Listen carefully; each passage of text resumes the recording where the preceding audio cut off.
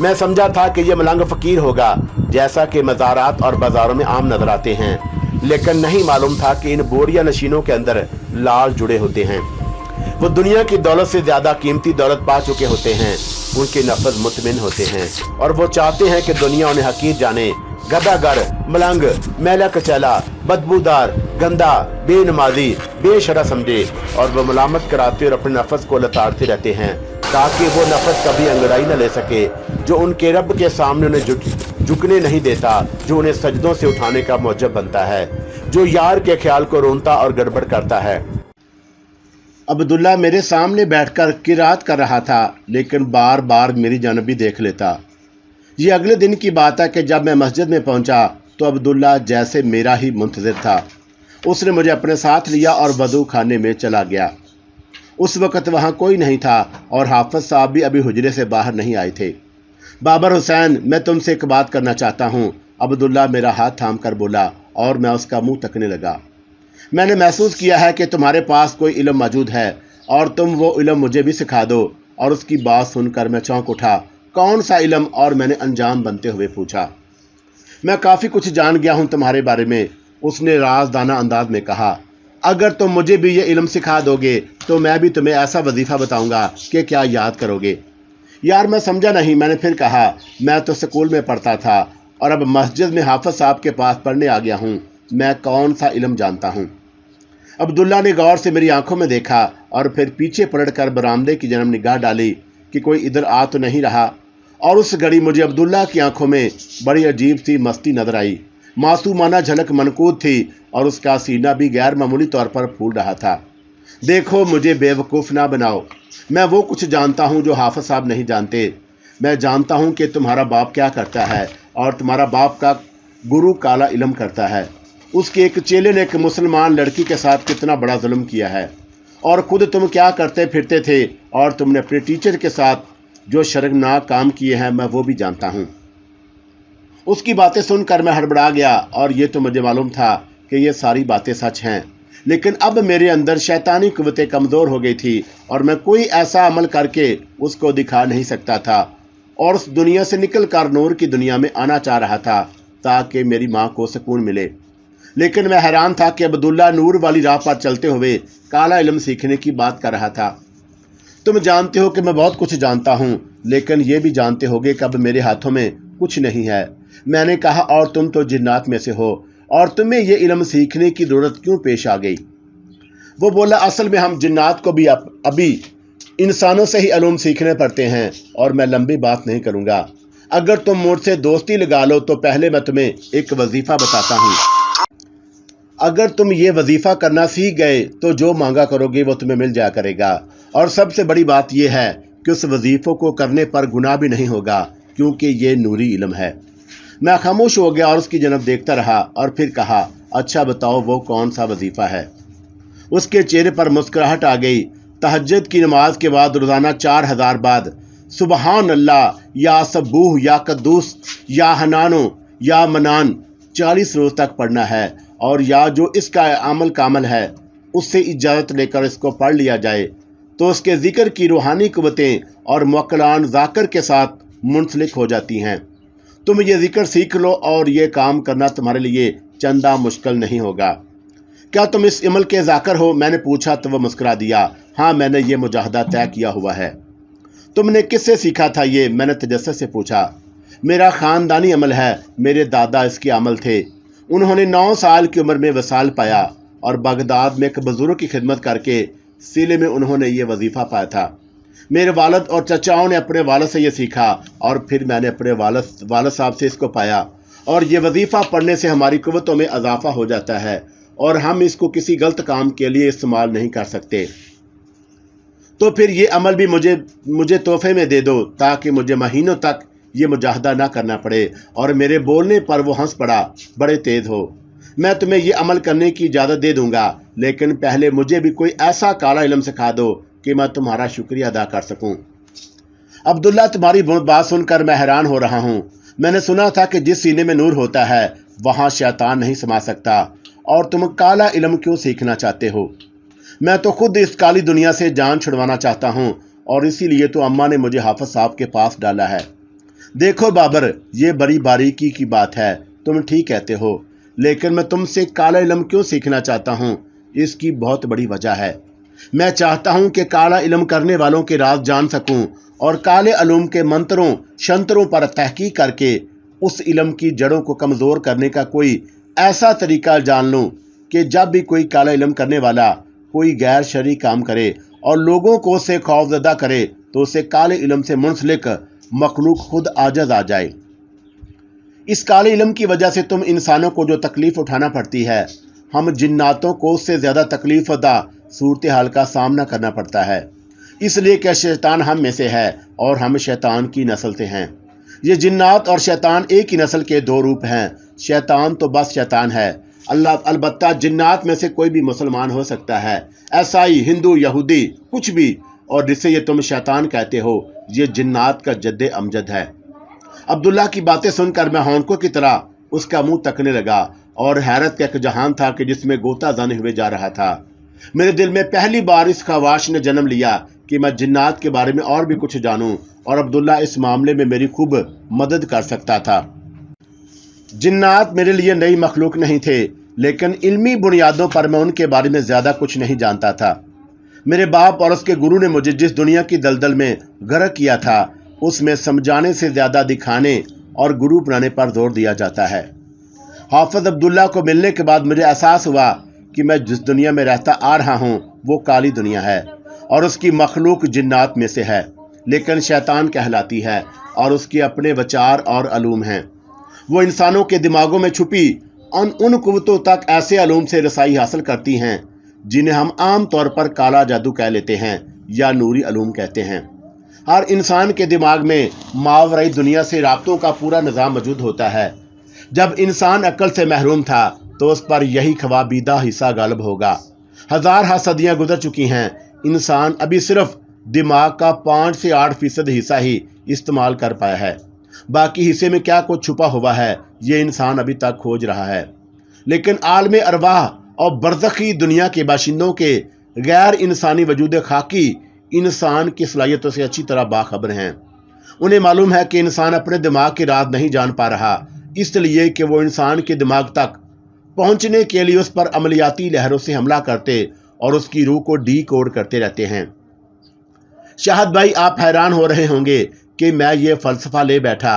बस ये बात जान लें कि जब हम हकीकत की तरफ किस्मी इल्मी बात का इशारा करते हैं तो उस राज को राज ही रखने और इंसान को जाहले मतलक बनाए रखने पर मामूर शैतानी कुव्वतें उसको फरसूदा ख्याली और वहम परस्ती कहना शुरू कर देती हैं और उसके लिए लाजक मांगती हैं। लाओ भाई लाजक, ढूंढते रहो मुंतक, और ये गिरा यूं ही नहीं खुलती। बस जो जान लेता है वो उसको खोल लेता और अपनी जुबान बंद कर लेता है, क्योंकि वो जानता है कि उसके बाद कोई नहीं मानेगा। मेरे साथ भी यही कुछ हुआ, और बचपन में कैसा जोशीला, जिद्दी, हरामखोर, मुतकब्बर और बाउला था, और इस वक्त मावराई ताकतें मेरे पास थीं और मुझे किसी चीज़ को इल्मी तौर पर मनवाने की ज़रूरत नहीं थी, क्योंकि मैं तो किसी को खातर में लाता ही नहीं था और मुझे किसी की क्या परवाह थी। हाँ, मगर जब हाफिज अब्दुल्ला मेरी ज़िंदगी में आया तो बहुत कुछ इल्म में आने लगा। अकली तौर पर चीज़ों को परखने लगा। तजर्बात और मुशाहदात का नया जहां मेरे सामने खुल पड़ा। इल्म को बेहतर तरीके से इस्तेमाल करने का सलीका आ गया, और ये उस रोज़ के बाद तीसरे दिन का वाक़या है। जुमेरात थी और हाफिज साहब ने अब्दुल्ला को तलब किया और कहा, शेख साहब ने कल फ़ोन किया था लेकिन मैं भूल गया। बाकी बच्चों को भी साथ ले जाना। कह रहे थे कि आयत करीमा पढ़वानी है। मगरिब तक फारग हो जाना और नमाज आकर मस्जिद में ही पढ़ना। जी हजूर, हुक्म की तामील होगी। हाफिज अब्दुल्ला ने सादतमंदी से जवाब दिया, और उस समय उसको देखकर कोई माई का लाल अंदाज़ा नहीं लगा सकता था कि हाफिज अब्दुल्ला दरअसल एक जिन्नज़ादा है।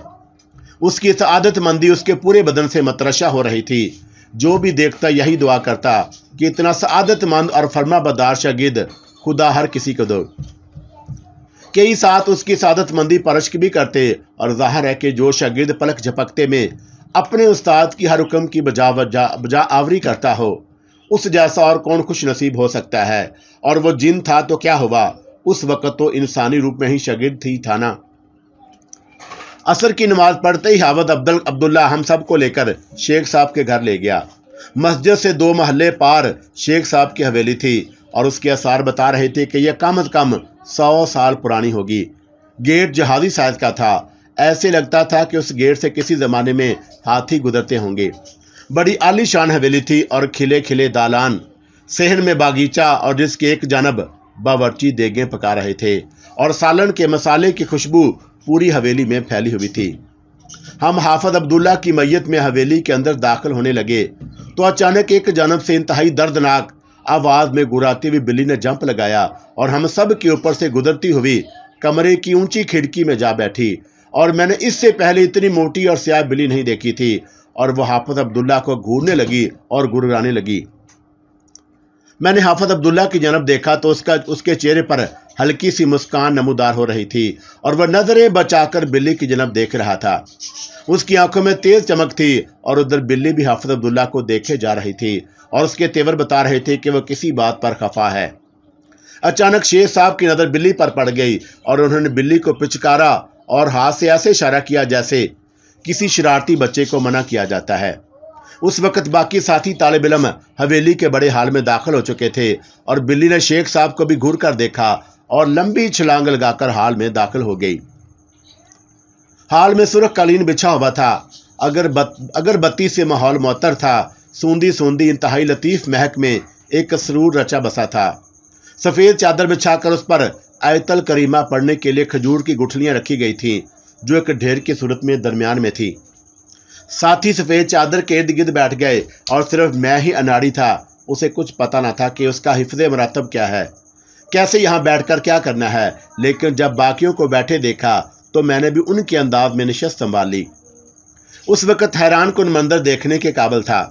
स्याह बिल्ली ऐन सफेद चादर पर आ बैठी और वह किसी और को देखने के बजाय हाफिज अब्दुल्ला को घूरते जा रही थी। एक आध बार उसने मेरी जानब भी नजर उठाई और मैंने ये मंजर देखकर हाफिज अब्दुल्ला की तरफ देखा तो उसने मेरे हाथ पर हाथ रखकर तसल्ली के अंदाज में गोया इशारा किया और फिर मुझे आयतल करीमा के कलमात सिखाने लगा। देखो, इसको इस अंदाज में पढ़ना है। और हाफिज अब्दुल्ला ने मुट्ठी भरकर गुठलियां पकड़ी और एक गुठली को पकड़कर उस पर आयतल करीमा पड़ी और उसको नीचे एक तरफ रख दिया। दूसरे साथी भी उसी अंदाज में मेकान के अंदाज में पढ़ना शुरू हो गए थे। मैंने हाफिज अब्दुल्ला के सिखाए हुए तरीके से गुठलियों से मुट्ठी भर ली और दूसरों की निस्बत कदर आहिस्ता से आयतल करीमा पढ़ने लगा। इस वक्त शेख साहब बिल्ली की तरफ बढ़े और प्यार से उसको पुकारा, प्रिंस उठो और मेरी जान, अच्छे बच्चे ऐसा नहीं करते और ये अल्लाह का नाम ले रहे हैं और तुम पाक चादर पर चढ़कर बैठ गई हो। उन्होंने स्याह बिल्ली का नाम प्रिंस रखा था और वह अपने नाम से मानूस भी थी। प्रिंस ने नागवारी से शेख साहब को देखा और उसके अंदाज अभी तक गजबनाक और जारहाना थे। शेख साहब ने हाथ आगे बढ़ाकर उसको पकड़ना चाहा तो वो जोर से गुर्राई और उनके हाथ पर इस कदर जोर से पंजा मारा कि शेख साहब की भी चीख निकल गई और उन्हें शायद उम्मीद नहीं थी कि उनकी प्रिंस ऐसा भी कर सकती है। क्या हो गया है तुम्हें प्रिंस, और किस बात पर खफा हो? शेख साहब ने हाथ सहलाते हुए उसको पुकारा। और पहले तुमने कभी ऐसी बदतमीजी नहीं की। शेख साहब के हाथ से खून बह निकला और उसके कतरे सफेद कालीन पर गिरने लगे और ये देखते ही स्याह बिल्ली ने खून के ताज़ा कतरों को देखा तो मुझे ना जाने क्यों शुबा हुआ कि उसके खदुखाल इंतहाई मकरूहाना अंदाज में फैल गए और खबासत पूरे वजूद से खुलकर सामने आ गई। शायद ये मंजर मैंने ही देखा था क्योंकि बाकी साथी बिल्ली को एक नज़र देखने के बाद जिक्र में मसरूफ थे, लेकिन हाफिज अब्दुल्ला पर सब अयान हो गया था और बाकी साथी मुझ समेत उस वक्त उछल कर रह गए जब स्याह प्रिंस ने शेख साहब के खून के कतरों को चाटने की कोशिश की तो हाफिज अब्दुल्ला ने यका आयतल करीमा पड़ी हुई चंद गुठलियां उसकी जनब इतनी तेजी से फेंकी कि गुठलियां प्रिंस के वजूद से टकराते ही एक दहशतनाक आवाज से पूरी हवेली थर्रा उठी। हाफिज अब्दुल्ला यकदम उठ खड़ा हुआ और इतनी तेजी से वो शेख साहब और बिल्ली के दरमियान में आन खड़ा हुआ था कि कोई उसका तसव्वुर भी नहीं कर सकता। हाफिज अब्दुल्ला ने चश्मे दून में अपना हाथ थराते हुए प्रिंस की जानब बढ़ाया तो वह यकायक पीछे हटी। हवेली में अभी तक एक दर्दनाक और दहशत में चीख डूबी हुई थी और यूं लग रहा था कि हवेली की दीवारों में से कोई बेताब होकर बाहर निकलना चाह रहा है। इसका एहसास भी सभी को उसी वक्त हो गया जब दरो बाम भी थरथराए। बिल्कुल जल्जले जैसा झटका था और दूसरे तालिब इल्मों के लिए यह हैरानी का सबब था और उन्हें बिल्कुल समझ नहीं आ रही थी कि यह क्या होने जा रहा है और वह आयतल करीमा पढ़ना रुक गए थे और एक दो तालिब इल्मों के चेहरों पर तो खौफ धुआं बनकर फैल गया। हाफिज अब्दुल्ला ने गहरी और तेज नजरों से अपने साथियों की जानब देखा और मखसूस अंदाज में सर और कांधा हिलाकर इशारा किया। तालिब इल्म तो जैसे ही उस इशारे को समझते थे और इसका मतलब भी यही था कि पढ़ाई जारी रखो। तालिब इल्मों ने फिर से गुठलियों पर आयतल करीमा पढ़ना शुरू कर दी, बल्कि मैंने महसूस किया कि वो ज्यादा तेजी से पढ़ाई करने लगे थे। ताहम वो किन अखियों से हाफिज अब्दुल्ला और स्याह प्रिंस को देखे जा रहे थे और उनका पढ़ाई में मैकेनिकल इन्हमाक था और नजरों में इश्तियाक भी, और ऐसी यकसुई देखकर मैं हैरान हुआ। मैं चौंका उनके साथ नया था और अभी उनके इशारों किनारों को समझने से कासर था, इसलिए मैं कदरे तामल से उनके साथ पढ़ाई में शामिल हुआ, लेकिन मेरी निगाह भी उन दोनों पर थी। हवेली में अभी तक खौफ और दहशत की फिजा तारी थी। यह सब कुछ इस आयतों में हुआ था, इसलिए सवाई हाफिज अब्दुल्ला के कोई इस बात का अंदाजा नहीं लगा सका था कि दरअसल ये सब हुआ क्या है। सिर्फ एक बार कहूंगा, अगर जिंदगी चाहती हो तो अपनी नहूसत का गंद उठाकर चली जाओ। हाफिज अब्दुल्ला ने तेज आवाज में बिल्ली की जनब देखा और सभी हैरान हुए कि वो एक बिल्ली से क्यों मुखातब है। जवाब में बिल्ली ने गुर्राहट नुमा मियाओं में जवाब दिया और उस लम्हा मुझे महसूस हुआ कि उसकी मियाओं के पीछे एक जुबान पोशीदा थी और मेरे दिमाग में उस वक्त बहुत सी आवाजें बाज गश्त बनकर गूंज उठी थीं। मैं नहीं समझ पाया कि मेरे दिमाग में यह कैसा शोर सा बरपा हुआ था। क्या बकवास करती हो? अगर तुमने शेख साहब की जनब एक कदम भी बढ़ाया तो उसी वक्त तुझे जलाकर राह कर दूंगा। हाफिज अब्दुल्ला ने खौनख्वार अंदाज में उसको तंबीह की और उसके साथियों ने शायद उसका ये रूप कभी पहले नहीं देखा था और वो भी चौंक उठे। उस वक्त हाफिज अब्दुल्ला का चेहरा फरते गजब से तमतमा रहा था। प्रिंस ने हाफिज अब्दुल्ला के तहकम को बिल्कुल दरखोर ना समझा और अपने अगले पंजे बुलंद करके पिछले पंजों पर यूं खड़ी हो गई जैसे वो उससे लड़ने पर आमादा थी। उसे हाफिज अब्दुल्ला की मदाखलत बहुत गरां गुजरी और उसकी ये हरकत देखकर शेख साहब ने हाफिज अब्दुल्ला के पीछे से निकलकर उसको डांटने की कोशिश की तो हाफिज अब्दुल्ला ने एक हाथ से उन्हें अपने पीछे कर दिया। प्रिंस ने अपने दोनों पंजे हवा में लहराते हुए अपने सीने पर मारे और बहुत जोरदार अंदाज में वो हाफिज अब्दुल्ला पर कूद पड़ी। सब दमबख्त होकर ये मंजर देखने लगे और एक छोटी सी मगर खौनख्वार बिल्ली और सेहतमंद नौजवान के साथ गुथम गुथा होने चली गई थी, तो यकीनी तौर पर उसको अब मर जाना था। प्रिंस का यह हमला हाफिज अब्दुल्ला के लिए जैसे मुतवक्का था। उसने प्रिंस को अपने हाथों पर रोका, मगर प्रिंस में इतनी कुव्वत कहां से आ गई थी कि हाफिज अब्दुल्ला के कदम डगमगा गए। प्रिंस ने हाफिज अब्दुल्ला के हाथों पर जोरदार पंजे गाड़ दिए और उसका मुंह नोचने की भी कोशिश की और उसी कश्मकश में हाफिज अब्दुल्ला नीचे गिर गया और प्रिंस उसके साथ रीछ की तरह लिपट गई। उस वक्त तो सबकी चीखें ही निकल कर रह गईं जब प्रिंस हैरान कुन तौर पर हाफिज अब्दुल्ला को पिछाड़ने लगी और उसको चित लटाकर उसके सीने पर बैठ गई। कोई इसका तसव्वुर भी नहीं कर सकता कि कोई बिल्ली इंसान से इतनी ताकतवर भी हो सकती है। बिल्ली ने फातहाना अंदाज में हाफिज अब्दुल्ला की तरफ देखा और फिर अपना जोरदार पंजा उसके चेहरे पर इस तरह मारते हुए गाड़ दिया कि उसके चेहरे की खाल किसी मासक की तरह खींचने लगी। इससे कबल के प्रिंस उसका पूरा चेहरा नोच खाती, हाफिज अब्दुल्ला ने बुलंद आवाज में एक आयत पढ़ी और मैं भूल गया हूं कि वो किस सह पारा की आयत मुबारका थी, बल्कि मुझे बाद में हाफिज अब्दुल्ला ने बताया भी था कि उस आयत मुबारका का अमल अगर बुलंद आवाज में पढ़कर उसको पहाड़ पर भी फूंक दे तो वो भी दहल कर रह जाता है और दुनिया की कोई चीज उसका वजन नहीं सहार सकती। लेकिन बदकिस्मती से मैं भूल चुका हूं, क्योंकि मेरी जिंदगी में सिर्फ कुछ अरसा के लिए ही इस्लामी अलूम की दुनिया में रहना लिखा हुआ था और मैं फिर अपनी गंदी काली दुनिया में लौट गया था। मैं आपको बता रहा था कि जैसे ही हाफिज अब्दुल्ला ने प्रिंस पर रूहानी हमला किया, वो कलाबाजियां खाकर कई फुट दूर जा गिरी।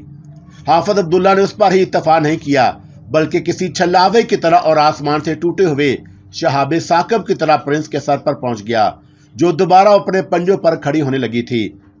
हाफिज अब्दुल्ला ने उसको झट से उसकी गर्दन से पकड़ा और अभी उसकी गर्दन मोड़ने ही लगा था कि शेख साहब की चीख सुनाई दी, ऐसा जुल्म ना करना, मेरी प्रिंस को नहीं मारना। हाफिज अब्दुल्ला ने बड़ी हैरान नजरों से उनको देखा। आप जानते हैं ये मनहूस कौन है? मैं जानता हूं कि इसको मिस्र से लाया था और ये बिल्ली नहीं मेरी जान है, शेख साहब उनके करीब जाकर बोले। अभी तो ये आपकी जान लेने वाली थी, हाफिज अब्दुल्ला ने तंजन कहा। फिर भी जो हुआ सो हुआ, आप इसको छोड़ दो, शेख साहब ने लिहाजत से कहा। अगर इसको कुछ हो गया तो मैं जिंदा नहीं रह पाऊंगा। ایک لمحے کے لیے تو حافظ عبداللہ ششو پن میں مبتلا ہو گیا کہ وہ کرے تو کیا کرے، اور پھر بولا ٹھیک ہے شیخ صاحب میں اس کو چھوڑ دیتا ہوں، لیکن اب ہم سب لوگ ابھی واپس جائیں گے۔ نہیں بھائی، پہلے آیت کریمہ کی پڑھائی تو مکمل کر لیں اور آپ لوگ، شیخ صاحب نے کہا۔ اس لمحہ مجھے حافظ عبداللہ کے چہرے پر تذب ذب دکھائی دیا۔ اس نے ایک نظر سیاہ پرنس کو دیکھا اور جس کی گردن پر اس کا ہاتھ جمع ہوا تھا، اور پھر شیخ صاحب کو دیکھنے لگا۔ آخر اس نے پرنس کی گردن چھوڑنے سے پہلے اس کو مخاطب کیا، تو شرارت کرنے سے بعد آ جا اور اب خاموشی سے یہاں سے چلی جا کہ ہم اپنی پڑھائی مکمل کر لیں، اور ہاں اللہ نے تجھے حسن دیا ہے تو اس کی لاج بھی رکھنا سیکھ لے۔ مجھے یاد ہے حافظ عبداللہ نے سیاہ پرنس کی گردن چھوڑی تو وہ چھلانگ مار کر دروازے سے باہر نکل گئی، لیکن دروازے سے باہر نکل کر اس نے نگاہ غلط حافظ عبداللہ پر ڈالی، اور ہم سب اس روز آیت الکریمہ پڑھنے اور ختم شریف کے بعد لنگر کھا کر واپس آ گئے۔ شیخ صاحب نے راشن کے لیے کافی سارے پیسے بھی دیے اور کھانا بھی دیا، اور واپسی پر سب لڑکے خاموش تھے، لیکن مجھے بے حد بے چینی کھائی جا رہی تھی، اور میں بار بار حافظ عبداللہ کے چہرے اور ہاتھوں کی جلد دیکھ رہا تھا جن پر بلی کے حملوں کا ایک نشان بھی نہیں تھا، جبکہ بلی نے ہمارے سامنے اس کے ہاتھ اور چہرہ نوچا تھا، لیکن اس کے چہرے اور ہاتھوں کی جلد صاف تھی۔ مسجد میں پہنچ کر اس نے حافظ صاحب کو شیخ صاحب کی طرف سے دیے ہوئے پیسے دیے، اور پھر کچھ دیر ان کے کان میں کچھ بتاتا رہا۔ اس دوران حافظ صاحب کے چہرے پر حیرت بھی نمودار ہوئی، اور پھر انہوں نے حافظ عبداللہ کے کاندھے کو بڑے فخر سے سہلاتے ہوئے اس کے سینے پر پھونک ماری۔ حافظ عبداللہ اس وقت غسل خانوں کی طرف جا رہا تھا جب میں اس کے پاس پہنچ گیا، اور مجھے بتاؤ کہ یہ سب کیا تھا؟ کیا تم نہیں جانتے کہ یہ سب کیا تھا؟ اس نے بڑی حیرانی سے میری جانب دیکھ کر سوال کیا تو میں نے اس نفی میں سر ہلایا۔ وہ غور سے میری آنکھوں میں دیکھنے لگا۔ اچھا ٹھیک ہے، اور یہ کہہ کر اس نے میرا ہاتھ پکڑا اور غسل خانے کے عقب میں واقع دروازے سے لے کر باہر نکل گیا۔ سامنے ایک چھوٹا سا قبرستان تھا اور جس میں ایک چھوٹا سا مزار بھی تھا۔ اس نے میرا ہاتھ یوں ہی تھامے رکھا اور اس مزار کے پاس جا کر اس کے سرہانے بیٹھ گیا، اور مجھے بھی اس نے پاس ہی بٹھا لیا۔ تم چاہتے ہو کہ میں تمہیں بتاؤں کہ ہوا کیا ہے اور وہ کالی بلی کون تھی؟ میں نے سر اقرار میں ہلایا۔ یہ جو تربت مبارک ہے نا، یہ میرے دادا کی ہے، اور یہ میرے دادا ہیں، اور اس کالی بلی کے یہ نانا ہیں۔ حافظ عبداللہ نے بڑبڑا کر رہ گیا۔ کیا؟ ہاں، وہ سیاہ بلی جسے شیخ صاحب پرنس کہتے ہیں، وہ بلی نہیں بلکہ جن زادی ہے، میری منگیتر ہے اور مجھ سے ناراض ہو چکی ہے۔ میں بھی اس کو پسند نہیں کرتا، اور شاید آج وہ میرے ہاتھوں سے ماری جاتی، لیکن شیخ صاحب نے مجھے اپنے ارادوں سے روک دیا۔ وہ نہیں جانتے کہ اس بلی میں ایک جن زادی کی روح حلول کر چکی ہے، اور مجھ پر وہ حملے کرتی رہتی ہے۔ اس نے بھی کئی طرح کے علوم سیکھ رکھے ہیں، لیکن اس کی عادتیں اتنی خراب ہیں کہ مجھے بالکل اچھی نہیں لگتی، لیکن میں اپنے دادا اور دوسرے بزرگوں کی وجہ سے اس کو معاف کرتا آ رہا ہوں، لیکن آج تو اس نے حد ہی کر دی۔ حافظ عبداللہ کی باتیں میرے لیے کسی دھماکے سے کم نہیں تھی۔ اس دن میری زندگی میں ایک نیا موڑ آ گیا، اور میں سوچنے لگا کہ علم جیسا بھی ہو بولتا ضرور ہے، اور جس کی قسمت میں جو لکھا ہوگا اور جس ماحول میں بھی چلا جائے گا، وہ اس علم کو اپنے طور پر استعمال کرنے سے باز نہیں آئے گا۔ صرف انسان ہی نہیں، جنات بھی اپنی خواہشات کے اسیر ہیں اور کبھی اس پر سمجھوتا نہیں کرتے۔ شاہد بھائی، آپ تو بہت اچھی طرح جانتے ہیں کہ جنات ایسی مخلوق میں غصہ، نفرت اور انتقام بہت زیادہ ہوتا ہے۔ اس کا بلڈ پریشر ہر وقت ہائی رہتا ہے۔ کسی جن کو ہاتھ لگا کر دیکھ لو، اس کا بدن تپ رہا ہوتا ہے، جبکہ ہم انسانوں کے جسموں میں ذرا سی حرارت آ جائے تو تپ چڑھ جاتی ہے اور دماغ الٹ جاتا ہے۔ جنات کا دماغ اس غصے سے کھولتا رہتا ہے۔ اللہ نے اس کو بنایا ہی ایسا ہے کہ اس کا دماغ بہت گرم بھی ہو جائے تو وہ اس قوت کو برداشت کرتا ہے، لیکن انسان کا دماغ تپ جائے تو الٹ جاتا ہے۔ میں نے حافظ عبداللہ کو بھی دیکھا اور اس کی منگیتر کو بھی دیکھا۔ عجیب سی مخلوق ہے، اور جس میں محبت کا جنون نفرت سے پیدا ہوتا ہے۔ اس قدر بے قرار جنس ہے کہ اللہ معاف کرے، ہم انسانوں کو باہمی جذبوں کے اظہار میں غرق تو ہوتے دیکھ کر شرم سے دوہرے ہو جاتے ہیں، لیکن جنات کا جذبہ محبت تو آتش نار جیسا ہے جو بھڑکتا تو بجھتا ہے۔ میں اگر اپنی زندگی کے انہی واقعات کو بیان کرتا رہ گیا تو کئی دن اور راتیں یوں ہی گزر جائیں گی، اور میں تو ایسی کہانی کا طلسمی کردار بن گیا تھا جس کے ساتھ روزانہ کچھ نہ کچھ ہوتا تھا۔ اب میں اپنے آپ کو زندگی میں آنے والے اس موڑ اور تبدیلی کے مرحلے سے روشناس کراتا ہوں کہ میں میچور ہو کر گمراہ کیسے ہو گیا، اور میں نے پھر کیا کچھ حرام کاریاں کی۔ हाफिज अब्दुल्ला से मेरी दोस्ती बहुत आगे चली गई थी और मैंने उसे कई इल्म सिखा दिए जो पहले उससे छुपा कर रखना चाहता था। लेकिन जब वो खुद मेरे साथ खुली किताब की तरह पेश आने लगा और मेरा साया बन गया तो मैं उसके साथ कंजूसी और बेमरवती नहीं कर सकता था। कई महीनों बाद जबकि मैंने भी उससे काफ़ी राज की बातें और इमल सीख लिए और कुरान पाक के 10 बारे भी हिफज कर लिए, तो एक दिन मेरी ज़िंदगी में उसी गुड़िया जैसी लड़की ने हैरान कुन तब्दीली पैदा कर दी। हाफिज साहब जो मेरे उस्ताद थे और रूहानी अलूम में ताबेदार अलूम रखते थे, उनकी बेटी से मुझे मोहब्बत हो गई और मुझसे छोटी थी लेकिन वो मेरा बहुत ख्याल रखती। हम दोनों ही अभी नाबालग थे लेकिन जज्बा बालगाना था। इंतहाई सलीकामंद और ज़हीन थी और उसका नाम भी जुलेखा था। हाफिज अब्दुल्ला ने उसको अपनी बहन बनाया हुआ था और उससे बड़ा बेतकल्लफ था। वो मेरे जज्बे को जानता था और अक्सर मुझे वाज़ेह तौर पर भी कहता था कि बाबर, एक दिन जुलेखा तेरे घर का नूर बन जाएगी और देखो तुमसे उसकी शादी मैं ही कराऊंगा और उसका सदका लाजमी उतारना, और ये बड़ी पाकीदा लड़की है, इसकी कदर करना। ये बात हाफिज साहब ने महसूस कर ली और उन्होंने मेरी माँ को अपनी बहन बोला था। इसलिए उन्होंने खुद ही उसे कह भी दिया कि वो चाहते हैं कि जब बाबर हुसैन पढ़ लिख जाए तो उनकी जुलेखा से उसका ब्याह कर दिया जाए। बाद में मालूम हुआ कि हाफिज साहब को ये मशवरा अब्दुल्ला ने ही दिया था और मेरी माँ को और क्या चाहिए था। जिसके बिगड़े हुए बच्चे को इंसान बनाने के लिए वो मस्जिद के मकतब में छोड़ आई थी, अब वहाँ उसका ज़िंदगी भर ध्यान रखने वाला मसीहा भी मिल गया और वह अपने बाप के गंदे साए से भी बचा रहेगा। इंसान सोचता कुछ और है और होता कुछ और। जिंदगी अपने फैसले खुद करती है और अपने रास्ते में आने वालों को कुचल कर रख देती है। जैसा कि मैंने बताया है कि जब मैंने 10 पारे हिफज कर लिए तो एक दिन अब्दुल्ला मुझसे बिगड़ कर बोला, तुम बड़े मुनाफिक हो बाबर। मैं उस वक्त तक मुनाफिक का मतलब जान चुका था, इसलिए ज़रा बुरा लगा और ये गाली की तरह मेरे दिल पर लगा। और मैंने तुझसे कौन सी मुनाफिकत की है जो अब जवाब में मेरा लहजा तलक था।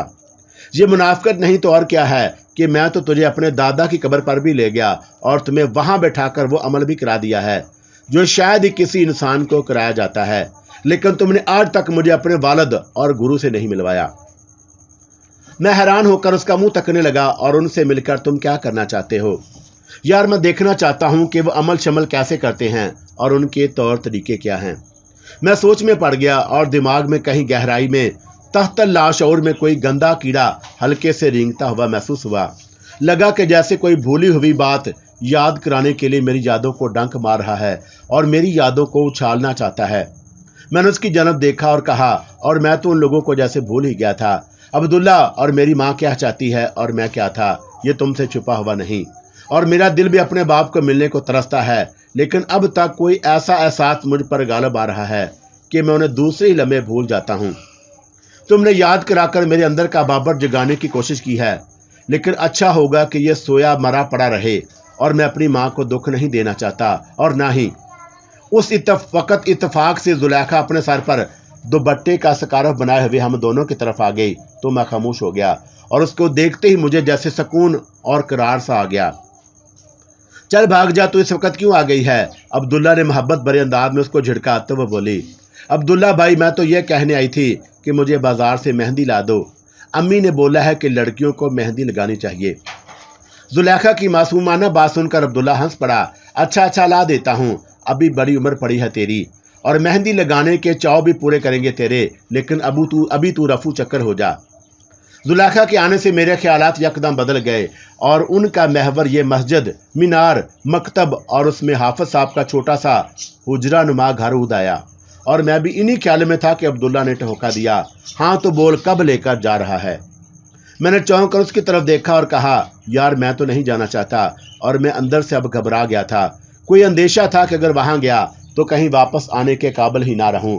और पहली बार मेरे अंदर ये लतीफ सा खौफ पैदा हुआ।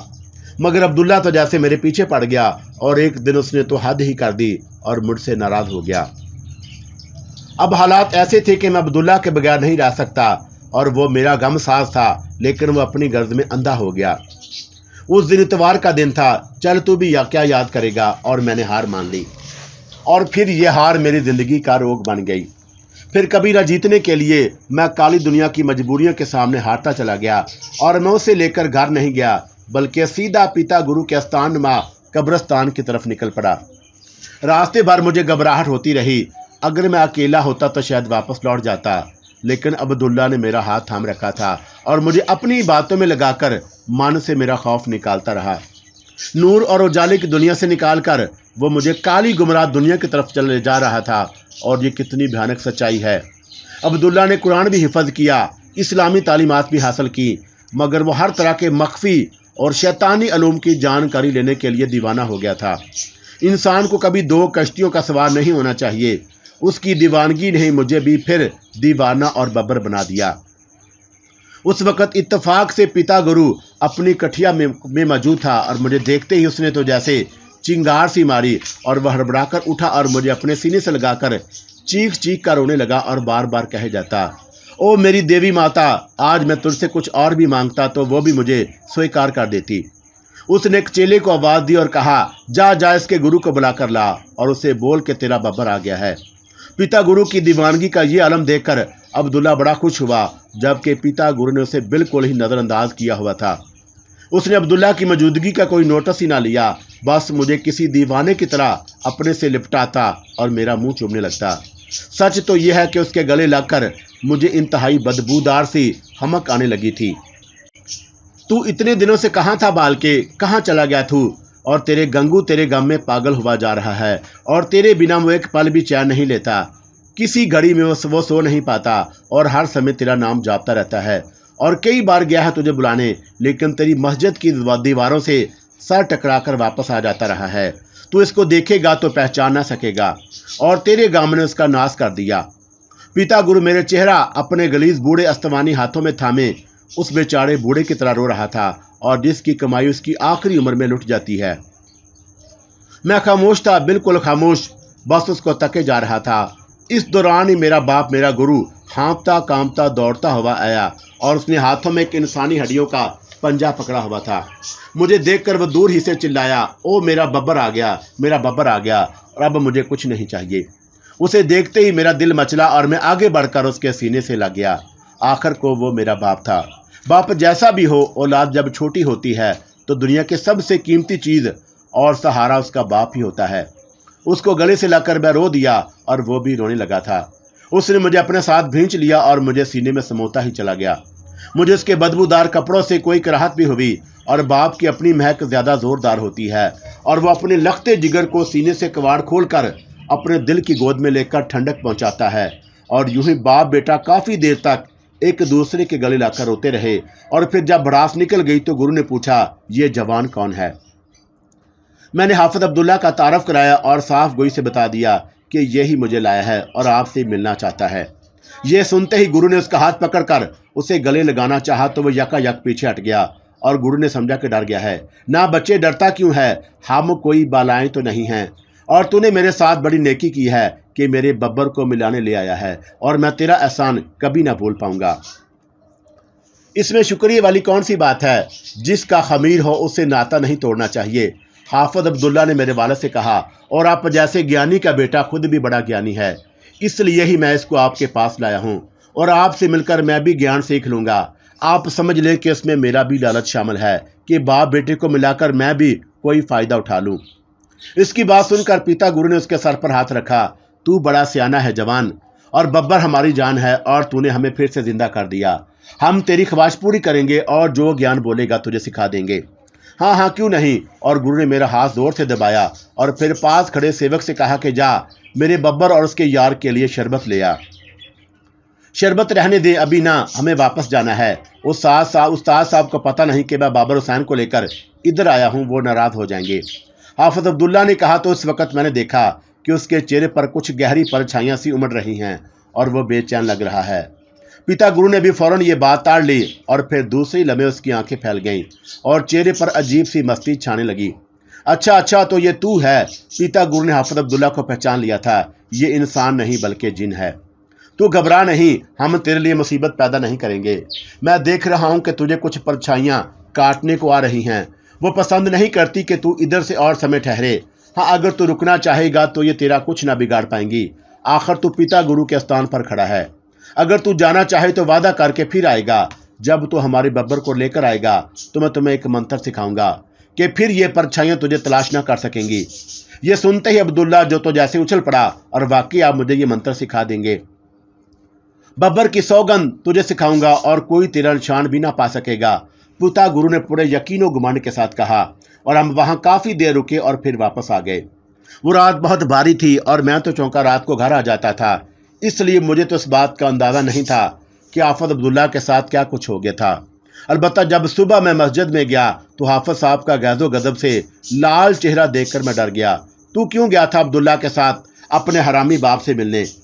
इसका मतलब था कि उन्हें सब कुछ मालूम हो चुका है और छुपाने का कोई फायदा नहीं। मैंने साफ गोई से काम लिया और बता दिया कि हाफिज अब्दुल्ला के मुसलसल कहने पर मैं उसको मिलवाने गया था। हाफिज साहब ने मुझे वार्निंग दी कि अगर तू दोबारा अपने बाप के पास गया तो फिर मेरे पास ना आना, और मैं जानता हूं कि तुझे हाफिज अब्दुल्ला की असलियत मालूम है, लेकिन तुम्हें यह नहीं मालूम कि जिन्नात की जिस नस्ल से उसका ताल्लुक है वो कितने सख्त और मजहब परस्त है। हाफिज अब्दुल्ला के दिमाग में खन्नास भी समाया हुआ था और उसको मैंने वापस भेज दिया, और अब वो कभी नहीं आएगा।